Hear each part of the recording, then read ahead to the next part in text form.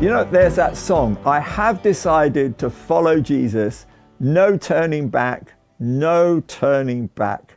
And that is a great commitment, but it's also a costly commitment. And Jesus spelled out the cost really clearly. We've got it recorded for us in Luke 9:23, where it says this.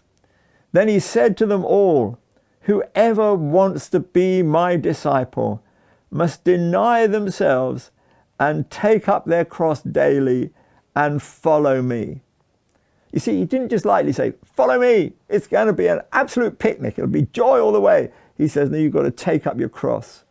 You've got to deny yourself.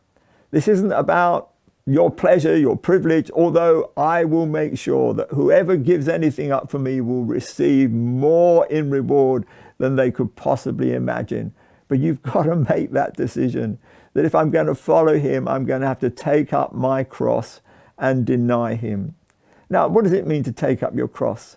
Some people use expressions like, oh, that's your cross to bear, and it's a particular issue. It's more than that. It's not just a particular issue that might be blighting our lives at the moment. It's actually realizing that day by day, it's saying no to self and yes to Jesus. And there are so many opportunities to do that. This is why it says you need to do it every day. It's like it has to become your constant pattern that it's Jesus first. John the Baptist said, I must decrease, he must increase. And the hymn writer once said, in the end, it's not just less of me and more of him. It's got to be none of me and all of him. And I know that's a big ask, but actually that's what the cross is about. And you might think, how am I going to do this? But actually, I know it sounds strange, but there is a power in the cross.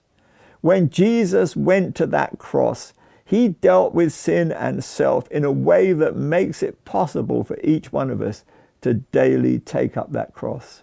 He has already dealt with self and sin. So when we're denying ourselves, we're only applying the power of the cross into our lives.